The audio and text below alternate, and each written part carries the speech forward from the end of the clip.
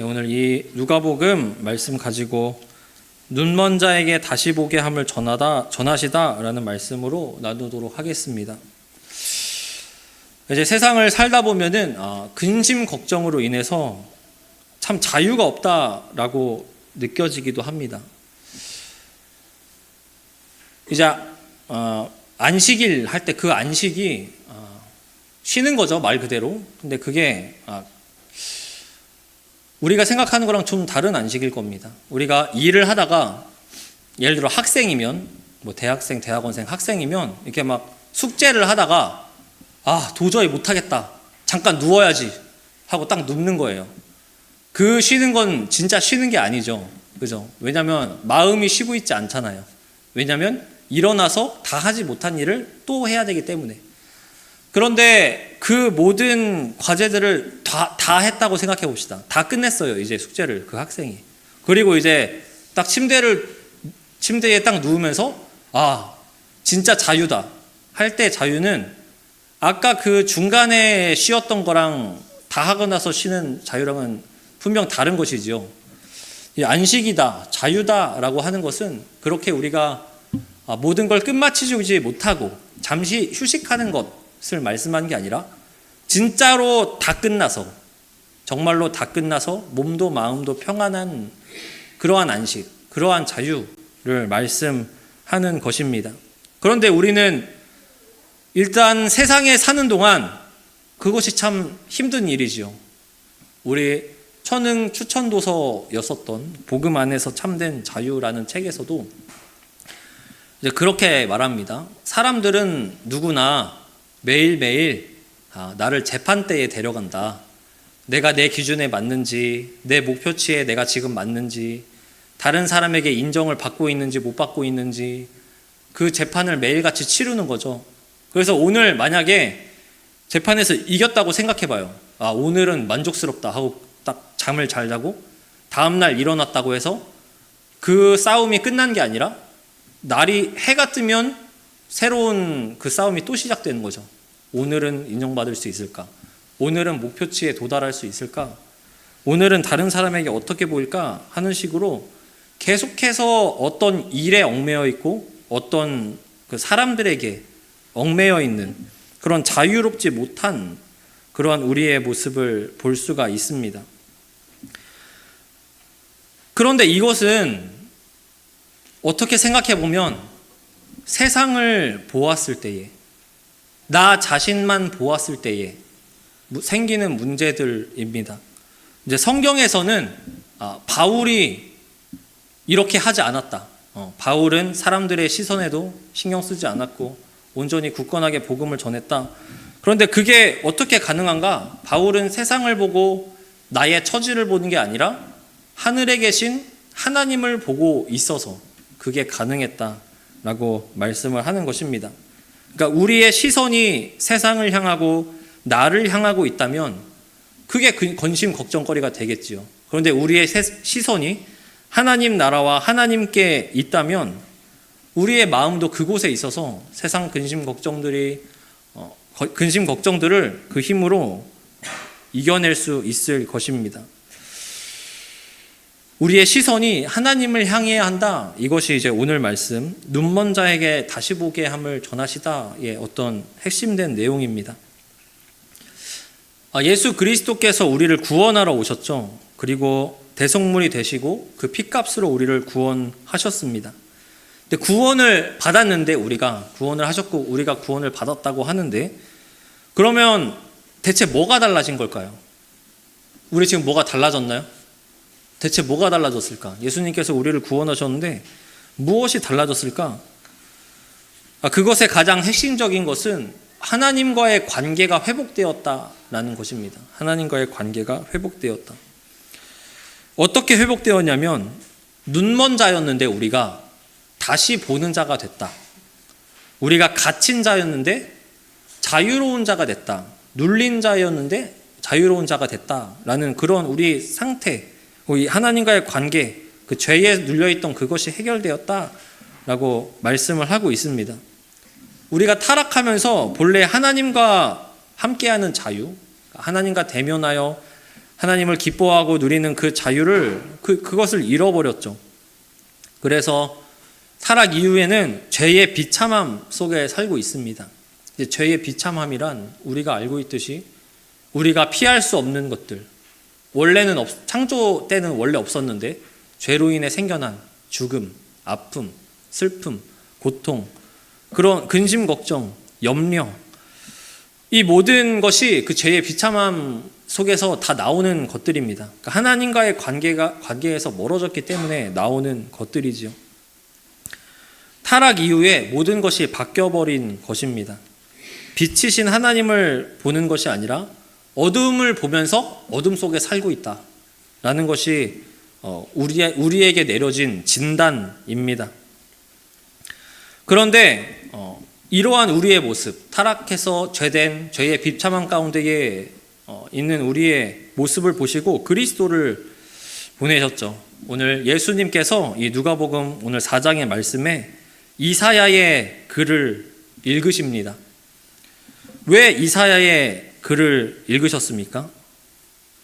이 본문은 신학자들이, 많은 해석학자들이 뭐라고 부르냐면 예수님의 취임 설교라고 부릅니다. 예수님의 취임 설교, 이 부분이 예수님께서 공생의 사역을 시작하실 때에 가장 먼저 하신 그 말씀, 그 취임 설교라고 부릅니다.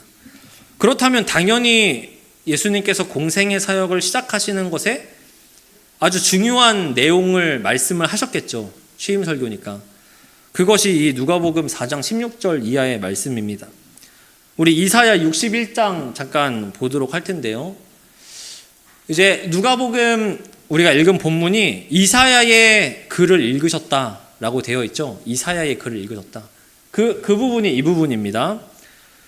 주 여호와의 영이 내게 내리셨으니 이는 여호와께서 내게 기름을 부으사 가난한 자에게 아름다운 소식을 전하게 하려 하심이라. 나를 보내사 마음이 상한 자를 고치시며 포로된 자에게 자유를, 갇힌 자에게 노임을 선포하며 여호와의 은혜의 해와 우리 하나님의 보복의 날을 선포하여 모든 슬픈 자를 위로하되. 아멘. 이사야 시대 때 이제 이스라엘 백성들이 우상을 섬기고 하나님과 겸하여 섬긴 거죠. 하나님을 버리고 우상만 섬긴 게 아니라 노인대학 때 말씀드렸는데 이런 겁니다. 서는 교회에서 예배를 드리고 나갔는데 또 다른 종교가 또 있는 거예요. 그럼 거길 또 들어가는 겁니다. 하나님도 믿고 거기도 믿고 하면서 그 이스라엘 백성들 사이에서는 하나님이 그 여러 신들 중 한 분이 돼버린 거죠. 그렇게 우상을 섬기고 그리고 또 우상을 섬기니까 그에 따라 그들의 마음이 변하여서 여러 가지 죄악들, 사회적인 죄악들, 남의 것을 강탈하는 그리고 또 범죄가 일어나는 그러한 문제들이 생겼었습니다. 그런데 이러한 그들의 모습을 보시고 하나님께서 너희들, 이사야 선지자를 통해서 너희들 포로가 될 것이다, 다른 나라에. 그런데 영원히 그렇게 사는 게 아니라 다시 돌아오게 내가 해줄 거야, 다시 회복시켜줄 거야 라고 말씀을 하시는 겁니다. 이스라엘의 회복은 어떤 회복이냐면 하나님을 기뻐하지 않았었는데 포로에 갔다가 돌아와서 뭐가 회복되냐면 하나님을 기뻐하게 됩니다. 하나님이 우리 하나님이시구나, 하나님 우리 편이시구나, 이걸 기뻐하게 되고 그리고 하나님의 영광을 드높이게 되는 것이죠. 원래 제사장 나라잖아요. 그러니까 하나님의, 그런데도 불구하고 하나님 영광에 관심이 없었는데 다녀와서 이제 하나님의 영광을 위하여서 이제 힘쓰고 그러한 회복을 받게 될 것이다라고 이사야서에서 말씀을 하고 있습니다. 그런데 이 말씀에 보시면 누가복음이랑 틀려요. 뭐가 틀리냐면 오늘 제목에 합하는 말씀인 눈먼 자를 다시 보게 하고가 없습니다. 여기에는. 그죠? 누가복음에는 눈먼 자를 다시 보게 하는 말씀이 있는데 분명히 이사야의 글을 읽으셨다라고 했는데 막상 이사야에는 눈먼 자를 다시 보게 한다는 말씀이 없습니다. 왜 이사야를 인용하셨는데 눈먼 자 말씀이 갑자기 생겨났냐, 누가복음에서. 왜 그러냐면은 이사야서 전체에 걸쳐서 맹인과 기머거리라는 어떤 그런 주제가 등장을 합니다. 그러니까 예수님께서 거기서 이사야의 글이라고 읽으신 것에 이사야서의 전체의 내용이 함축돼서 그 눈먼 자를 다시 보게 한다라는 말 속으로 들어갔다는 것이죠. 우리 몇 가지 이사야서의 말씀을 잠깐 볼 텐데요. 이사야서 이제 6장 9절에 보시면은 여호와께서 이르시되 가서 이 백성에게 이르기를 너희가 듣기는 들어도 깨닫지 못할 것이요 보기는 보아도 알지 못하리라 라고 말씀합니다. 그러니까 이사야서에서 하나님께서 이사야 선지자를 통해서 이스라엘 백성에게 지금 너희는 어떠냐면은 듣잖아? 근데 못 들어. 보잖아? 근데 못 봐. 이렇게 말씀을 하고 계시는 것입니다. 마치 듣지 못하는 사람인가? 보지 못하는 사람인가? 라는 생각이 들 정도로. 그리고 42장 18절, 이사야 42장 18절 이하에는 이런 말씀도 있습니다. 너희 못 듣는 자들아 들으라. 너희 맹인들아 밝히 보라. 맹인이 누구냐? 내 종이 아니냐? 누가 내가 보내는 사자같이 못 듣는 자겠느냐? 누가 내게 충성된 자같이 맹인이겠느냐? 누가 여호와의 종같이 맹인이겠느냐? 내가 많은 것을 볼지라도 유의하지 아니하며 귀가 열려 있을지라도 듣지 아니하는도다 라고 말씀하십니다. 여기서는 하나님께서 너희 맹인들아 밝히 봐라 라고 말씀합니다. 여기서 말씀하시는 건 이스라엘 백성에게 말씀을 하시는 것이죠. 그러면서 뭐라고 말씀하시냐면은 이제 19절 잠깐 보여주시면 그 맹인이 누구냐 말씀합니다. 우리 중에 못 보는 자가 있어. 그게 누구냐? 내 종이 아니냐. 그 맹인이 누구냐면 내 종들, 너희 이스라엘들. 누가 내 사자같이 못 듣는 자가 또 있을까? 어떤 맹인이 충성된 나의 종같이 맹인이겠느냐? 이렇게 말씀을 하십니다. 그러니까 하나님께서는 여기에 어떤 감정 같은 게 느껴지죠. 하나님께서는 이 사실을 마음 아파하고 계십니다. 내 백성들이, 내 종들이 내가 말해도 듣지 못하고 내가 보여줘도 보지 못하는 종들이라니, 나의 사자들이라니 이렇게 마음을 아파하시면서 동시에 그에 대한 어떤 거룩한 분노까지 하나님께서 이 이사야의 글에서 말씀을 하고 계신 것입니다. 이스라엘 백성들이 제사장 나라로서 하나님을 바라보고 그들의 시선이 하나님을 향해서 하나님을 바라보고 하나님의 영광을 드러내는 그런 복의 통로 역할을 해야 되는데 그 드러내기는커녕 하나님을 듣지도 보지도 못하는 그러한 맹인과 귀머거리 같은 상태에 있다. 남들보다 너희가 더하다라고 말씀을 하고 계시는 것이죠. 그러니까 결과적으로 이사야서에서 말씀하시는 맹인의 의미는 하나님을 보지 못하는 자들을 말씀하는 것입니다. 하나님을 보지 못하는 맹인들.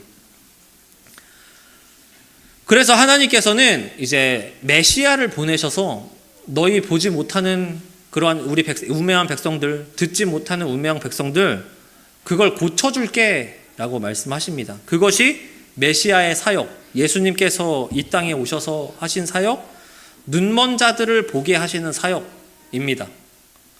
서사가 좀 길었죠.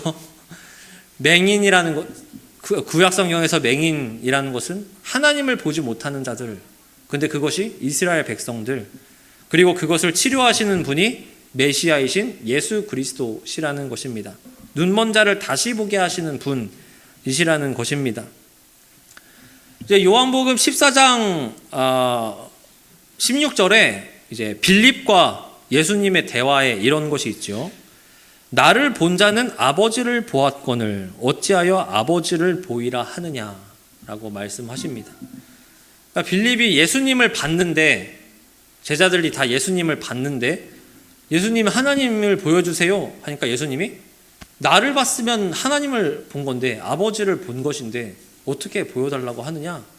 예수님께서 오신 메시아 사역 중 눈먼 자를 다시 보게 하는 사역입니다. 그리스도를 통하여서 하나님을 보게 하시는 것입니다. 그리스도를 통하여서 눈먼 자들에게 눈을 뜨게 하셔서 아버지를 다시 보게끔, 다시 보는 그 회복을 주시는 것입니다. 맹인과 같은 상태에서 하나님을 이제 볼 수 있는 백성으로 회복되는 것입니다. 그런데 우리가 그리스도로 인하여서 하나님을 보게 되었다, 하나님을 알게 되었다라고 하는데, 우리의 시선이 하나님을 향하는 것, 이것을 말씀으로는 알고 있지만 진짜로 내가 변한 건가? 진짜 그게 나랑 상관이 있는 일인 건가? 나한테 적용이 된 게 진짜 맞는가? 하는 의문이 들 때가 있습니다. 우리가 신앙생활을 정말 오래 했다고 해서, 아니면은 뭐 신학 공부를 했다고 해서 우리가 완전한 신앙을 가지고 그리스도를 볼 수 있게 되는 것은 아니지요. 우리가 이 세상에 살아가면서 하나님의 인도하심으로 점차 하나님을 더욱 밝히 보게 되는 그 길로 인도되고 있습니다. 우리가 그것이 보이지 않는다, 나에게 상관이 있는가 하지만 우리 믿는 자의 인생을 한번 돌이켜 보기를 바랍니다. 나 자신을 보시면 돼요. 저 같은 경우에는 이제 모태신앙이었지만 이제 어렸을 때는 그냥 몸만 다니는 거죠. 어머니 따라서 교회 나가고, 교회 안 나가면 이렇게 우산으로 엉덩이 맞고, 이렇게 엉덩이만 빼서 피하고 막 이러면서 이제 그렇게 다녔죠. 저도 이제 뭐 몸만 다녔지 예수님에 대해서 전혀 몰랐습니다. 근데 그러다가 어느 날 저는 순서가 이래요. 성경을 읽고 이 글이 맞네, 여기 써 있는 게 합당하고 타당하네, 믿어봐야겠다, 이게 아니라 그냥 성장하다 보니까 나의 삶을 인도하는 분이 분명히 계시구나 라는 것을 알게 되었고, 그때서야 이제 성경을 바로 볼 수 있게 되었습니다. 전혀 알지 못했지만 내 삶에 역사하시는 하나님을 몸소 느끼게 되고, 그 다음에는 그분의 말씀대로 살면 좋겠다로 넘어가고, 그 다음에는 감사로 넘어가고, 그 다음에는 지금 이 자리 예배의 처소에서 그 부르신 은혜에 감사하면서 예배를 드리는 지경까지 온 것이지요. 우리가 그때 보면은 변한 게 맞나? 십자가 사건이 나한테 적용된 게 맞나? 나랑 상관 있는 게 맞나? 나의 눈을 뜨게 하신 것이 맞는가? 하나님을 내가 볼 수 있게 된 것이 맞는가? 싶을 것입니다. 하지만 지난 것, 나는 내가 했다 생각했지만 돌이켜보면은 하나님께서 인도하셨음을 우리 인생을 통해서 알 수 있습니다. 우리는 완전하지 않지만 지금 이 순간도 점점 더 그리스도를, 아버지를 더욱 밝히 보도록 그 길로 인도되고 있다는 것입니다. 우리가 돌이켜봤을 때 신앙이 자라나는 것을 돌이켜봤을 때 아는 것처럼요, 점점 하나님을 더욱 밝히 선명하게 보게 되는 것이지요. 우리를 그 길로 인도하고 계십니다. 여러분, 지금 우리가 무엇을 보면서 살아가고 있는지 한번 생각해 볼 필요가 있습니다. 그러니까 마음의 눈을 말하는 것이죠. 내가 살아가면서 어디를 보면서 달려가고 있는가, 어디를 방향하고 그 시선을 어디에 두고 있는가, 이것을 살펴볼 필요가 있습니다. 우리 온전히 십자가에 달리신 예수 그리스도를 향하여서 우리의 시선이 방향하기를 원합니다. 히브리서에서도 말씀하지요. 그 경주 있잖아, 믿음의 경주. 거기서 그 달리기 하는데, 경주하는데 무슨 힘으로 가냐? 십자가에 달리신 예수 그리스도를 기억해서 손목이랑 발목에 힘을 얻어서 달려라 라고 말씀합니다. 십자가의 예수 그리스도를 보라는 것이죠. 우리의 시선은 십자가에 달리신 그리스도를 향해야 합니다. 지금 우리가 그것을 볼 수 있는 것도 우리의 눈을 여셨기 때문입니다. 그 십자가에, 그 그리스도의 십자가에 우리의 정욕과 탐심이 못 박혔습니다. 그러니까 이전까지의 내가, 눈먼 자였던 내가 그 그리스도와 함께 십자가에 나 자신이 그곳에 함께 못 박혀 죽었습니다. 그렇기 때문에 이제는 내가 사는 것이 아니고 내 안에 그리스도께서 사는 것입니다. 이제 내가 사는 것은 나를 사랑하사 나를 위하여 자기 자신을 버리신 하나님의 아들을 믿는 믿음 안에서 사는 것입니다. 이게 십자가에 계신 예수님을 바라보는 자의 인생이죠. 이 사실을 믿으십니까? 우리의 눈을 밝게 보이게 하셨음을 믿으시기 바랍니다. 자, 우리 한번 생각을 해봅시다. 예수 그리스도의 십자가를 보십시오. 그 자리에 뭐가 있냐면 이전에 하나님을 보지 못했던 내가 함께 죽었습니다. 그 십자가에서. 그리고 나서 다시 눈을 떠서 다시 예수님의 달리신 그 십자가를 보십시오.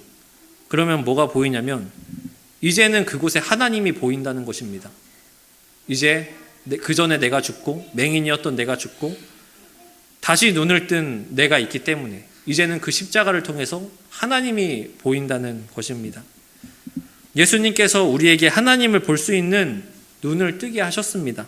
오늘 말씀처럼 눈먼 자를 다시 보게 하셨습니다.